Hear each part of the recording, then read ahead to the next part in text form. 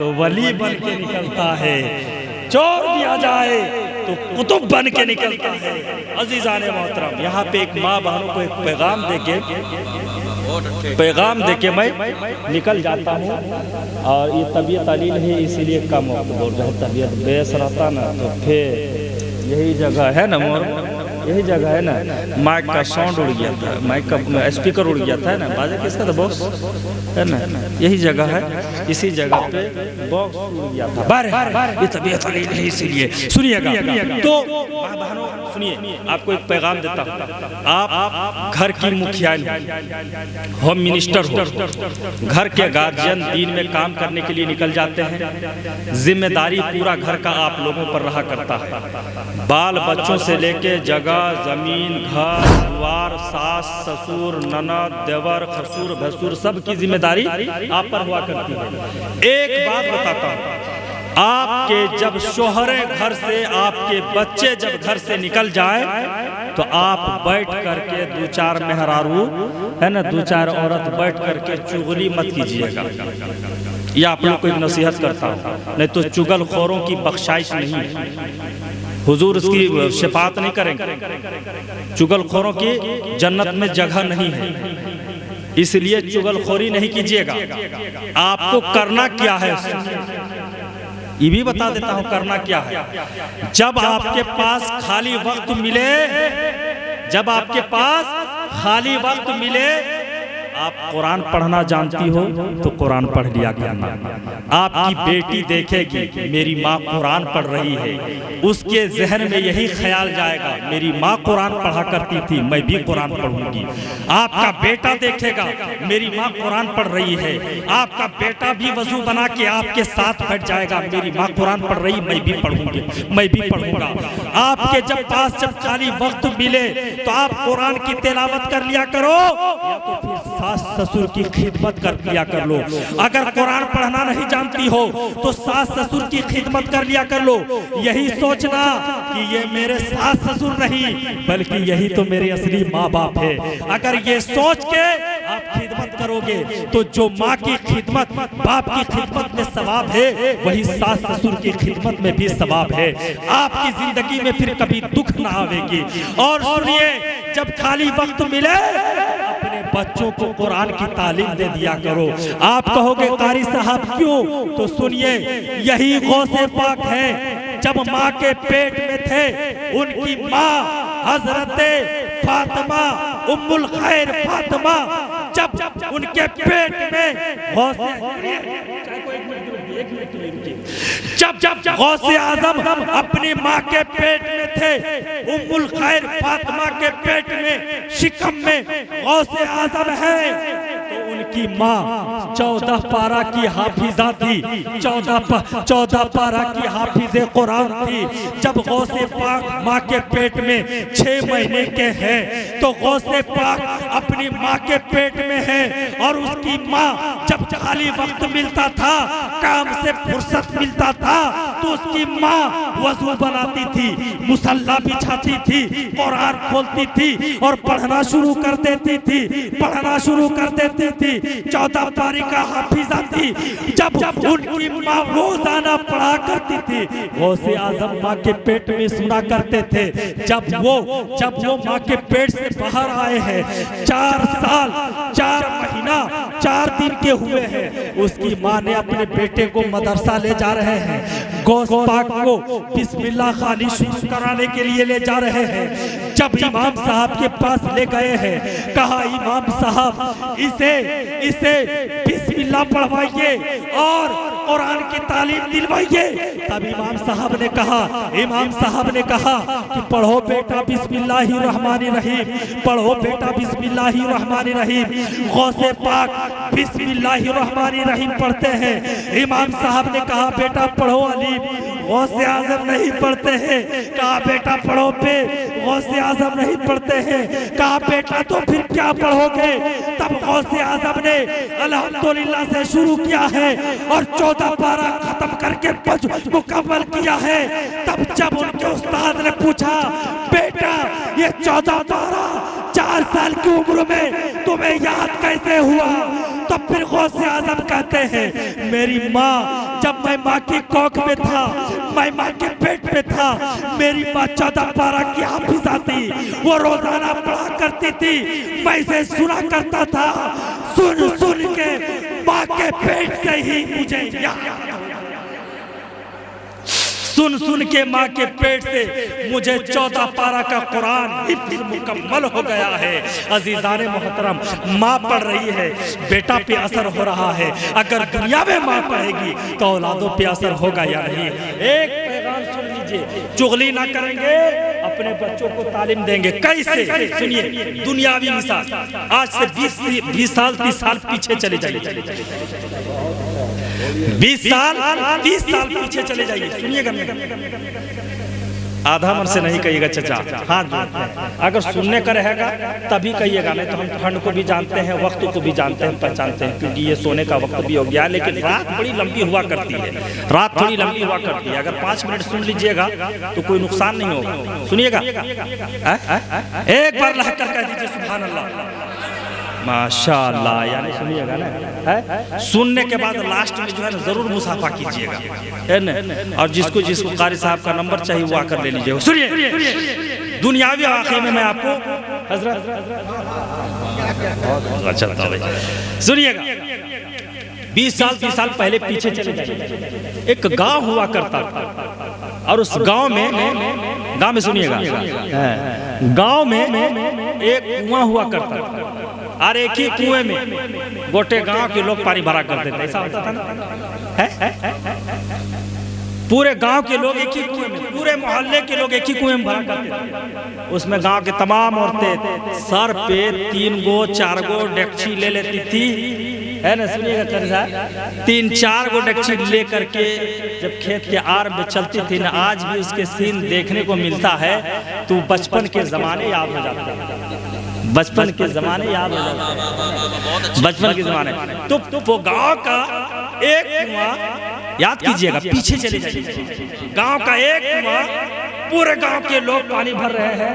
सुनिए, पूरे गांव के लोग पानी भर रहे हैं, तो उसमें गांव की तमाम औरतें पानी भर रही हैं। तो औरतों की एक खासियत है, एक खामी भी है, खराबी भी है और अच्छाई भी है, कि जब 4-5 औरतें एक जगह इकट्ठी होगी तो मैं कसम खा के कह देता हूँ कभी चुप नहीं रह सकती है ना, चाहे कुछ भी हो, लेकिन बोलेगी। कैसे बोलती है ना, है गो तोर घर की बनल है, फजूल की बात नहीं। अब क्या बना है, कोई बेचारा भूखे है, कोई माड़ा भात खाया है, उसी से पूछ रहा है हमारे घर आज गोश्त पोलाव। अरे तुम्हें किसी औरतों की खराबी की कहिए, अच्छाई भी कहिए, बल्कि एक तरफ अच्छाई भी है, कम से कम अनजान नहीं रहती हैं, और एक तरफ से बुराई इसलिए है कि किसी की इज्जत को उछाल दिया करती है। तो सुनिएगा, तो 4-5 औरतें जहाँ रहेगी वहाँ कभी खामोशी नहीं हो पाए, है ना। तो कुएं में पानी भरने थे, बुरा मत मानिएगा, नहीं तो कल के डेट में बोलेगा वो, हाँ ये तो खैर यहाँ की औरतें तो ऐसी अच्छी हुआ करती हैं। सुनिए, 2-4-5 औरतें कुएं में पानी भर रही थी, आज से 20-30 साल पहले की वाक़या थी, पानी भर रही थी।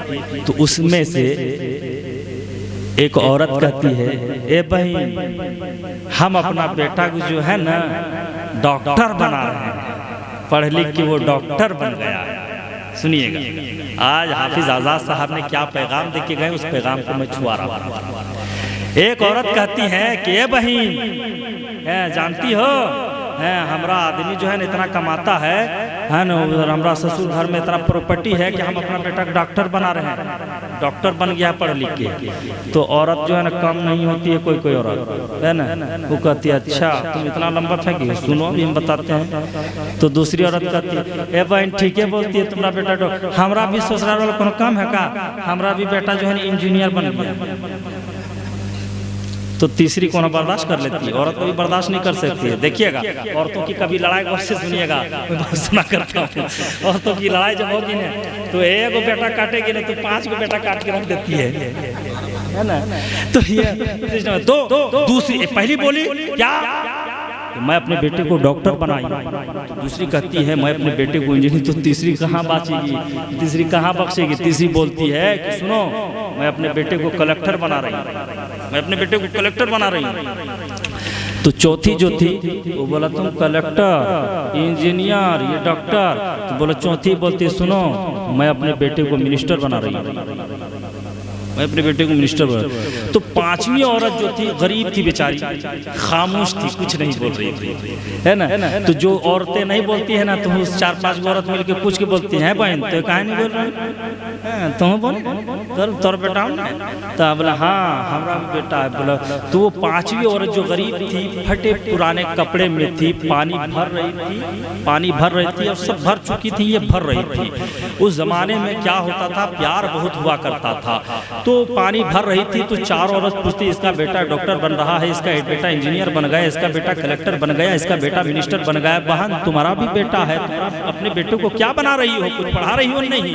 कहा हाँ हमने अपने बेटे को डॉक्टर, इंजीनियर, कलेक्टर, मिनिस्टर तो नहीं बना पाई हूँ, लेकिन मैंने अपने बेटे को हाफिज़े कुरान बनाई हूँ, अपने बेटे को हाफिज़े कुरान बनाई हूँ। जब इतना कहा ना तो वो सारी औरतें उसका मजाक उड़ाने लगी, है रे अपना बेटा मौलवी बनाया, हमारा बेटा डॉक्टर है, ये मौलवी बनाया है, ये मौलवी बनाया है, ये मौलवी बनाया है। इतने में उस गांव के जो चौराहा हुआ करता था तो कच्ची सड़क हुआ करती थी, और 20-30 साल पहले दोस्ती बड़ी अच्छी खासी हुआ करती थी, गरीब हो अमीर हो लेकिन दोस्ती हुआ करती थी अच्छी।